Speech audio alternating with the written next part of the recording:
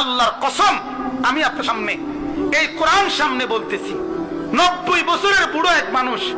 আমি একদিন আমার এক ছাত্রের বিয়ে মসজিদে যখন সুন্নত মোতাবেক বিয়ে পড়াইছি, 90 বছরের এই বুড়া লোকটা আমার বুকে জড়াইয়া ধরে বলছে, হুজুর এমন বিয়া আমার জীবনে আমি আর দেখি নাই। কি দাঁড়াইলো, কি দাঁড়াইলো, কি দাঁড়াইলো হালাত। আমি খুব কম বিয়ে পড়াইবার জন্য, খুব কম আমি যেতেই চাই না, কারণ আমি যাইলে আমার লোকে বইতো না, আমি জানি প্রায় সময় যাই না। অনেক অনুরোধ করলো অনেকের বিয়ে শাদিতে যেতে চাই না, কারণ গেলে বলবে আমি বিয়ে পড়াইতাম, আর আমারে বললে আমি যেমনে কমু যা কমু ভাড়া কব না, এরম হইতো না। কথা বুঝছেন? আমি বলবো পরিষ্কার, উকিল বাপ বলতে কিছু নাই, হেরা বলবে এ কথা জীবনে হচ্ছে না। আমি বলবো ইজেন আনবার জন্য মেয়ের কাছে মেয়ের বাবা, মেয়ের দাদা, মেয়ের ভাই, মেয়ের চাচা, অর্থাৎ যাদেরকে এই মেয়েটা আগের থেকে দেখা দেওয়া জায়েজ ছিল, ওইরকম কেউ ছাড়া ছেলের পক্ষের কেউ অথবা বিবাহের উকিল অথবা কাজী অথবা এরকম অন্য কোন কেউ যাওয়া একেবারে হারাম, স্পষ্ট হারাম, স্পষ্ট হারাম। ছেলের ফুফা, ছেলের মামা, ছেলের খালু, এই বিয়ের এজেন্ট গিলা মেয়ের কাছে যাওয়া হারাম। বিয়ের এজেন্ট মানে বিয়ে না, বিয়ের এজেন্ট মানে মেয়েটা তার বাবাকে অনুমতি দিছে, আব্বা আমার বিয়ে আপনি আপনার প্রস্তাব দিয়া ছেলেটার সাথে করায় দেন, এটারে বলে ইজেন। ইজেন শব্দের অর্থ অনুমতি। ইজেন শব্দের অর্থ কি? অনুমতি। তাই এখন আইসা একটা বিয়ের মধ্যে প্রথম থেকে প্রথম আপনার মেয়ে দেখার পর্ব, মনে করেন ফুতের বিয়া, মেয়ে দেখার পর্ব, কাটা কাটা মেয়ে দেখবো, ছেলের দাদা, ছেলের নানা আর ছেলের একজন মামা থাকে চিটাং, এবারটা বেশি আউস করছে, এবারটা কত সাউন্ড লাগবে, এবারে জাতা দিয়া দইরা বহু টানা হেসরা করিয়া চিটাং থেকে কান্দে করে আনছে, এবারটা বাগিনার বউ এবারটা না চাইলে হইতো না। এই যে চাইলো যারা এই বিবাহের আগে এই মেয়েকে, যারা এই পুরুষগুলো দেখলো, সব হারাম, স্পষ্ট কবিরা গুনাহ। বিবাহের আগে এই মেয়েকে শুধুমাত্র ছেলেটাই দেখবে, আর মহিলা একেবারে প্রধানমন্ত্রী সহ দেখলেও কোনো অসুবিধা নেই, যেহেতু আমাদের প্রধানমন্ত্রী মহিলা। কথা বলেন না কেন? মহিলা যদি 10,000 চায় এক লগে, এত কোনো অসুবিধা আছে?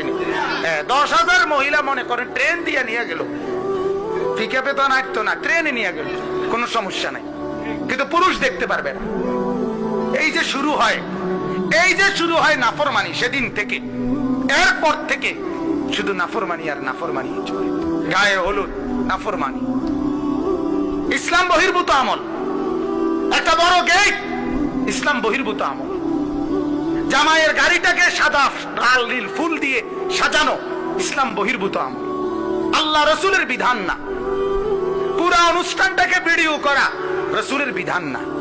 নারী পুরুষ একত্রে একই হাইয়েস্ট, একই মাইক্রোর মধ্যে করে বেড়া বেড়ি একত্রে জামাইয়ের বাড়ি বা কিংবা মেয়ের বাড়ি আসা স্পষ্ট ভাবে হারাম, কবিরা গুনাহ, এটা ইসলাম বহির্ভূত আমল।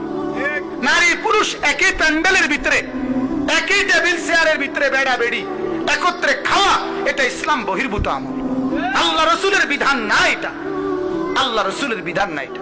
ছেলেকে যে সময় বড় ফাঁদ দেয় এই নিয়তে যে কদ্দুর খাবে আর কদ্দুর অধিকাংশই নষ্ট করবে, কদ্দুর হাত দিয়া খাইয়া টাইয়া বাকিটিরে ফালাই দিব, এটা নষ্ট করার নিয়তে এত বড় একটা ভাতের থালা তার 14 গোষ্ঠী জীবনে ভাত খেয়েছে না, আজ 200 বছরের উপাস, এই জন্য তার এতগুলো ভাত তরকারি দিছে। এগুলো অপচয়, আর অপচয় করা কবিরা গুনাহ। অপচয় করা কি? কবিরা গুনাহ। ছেলেটার সাথে মেয়ে আইসা আইসা একটার পর একটা শালি আর আইসা দুলাবাইয়ের পাশে আইসা আইসা একটা একটা ছবি তোলা অথবা ধাক্কা ধাক্কি করা, মিষ্টি নিয়ে রসিকতা করা স্পষ্ট ভাবে হারাম।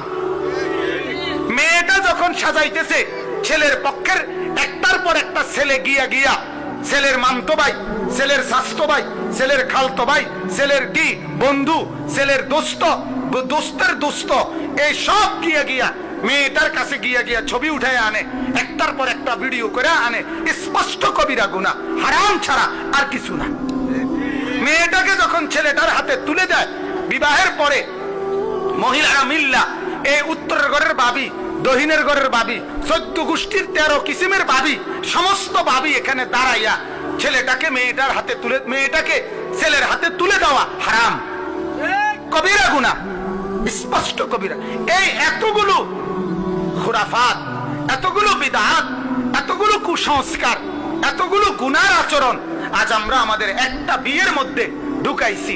অথচ আল্লাহর নবী সাল্লাল্লাহু আলাইহি সাল্লাম তার 4টা মেয়ে বিয়ে দিছে। কয়টা? 4টা মেয়ে। একটা মুসলমান কোনদিন, বদনসিব মুসলমান একবার জিজ্ঞাসা করলো না যে হুজুর আমার মেয়ে বিয়ে দেওয়ার সময় আমার রাসূলের মেয়েগুলো কিভাবে বিয়ে দিছে, আমি একটু জানতে চাই।